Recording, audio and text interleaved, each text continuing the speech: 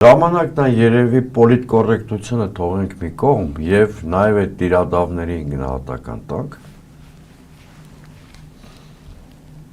Այնտեղ կա մեկը, որը հոգևոր կրիմինալի մարմնացում է,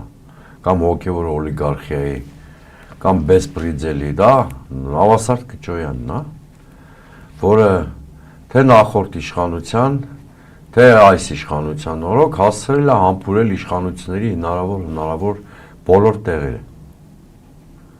Սա ֆիքսենք, հա, հենց Կճոյանների պատճառով է, որ եկեղեցու հեղինակությունը շատ դեպքում տուժել է։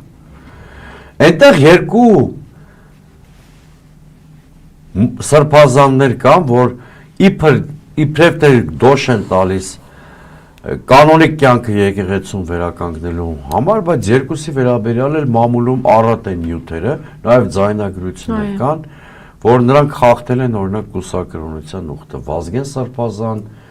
այդ Արման քաղաքացիական անունով Գևորգ Սրբազան, հատկապես այդ երկուսը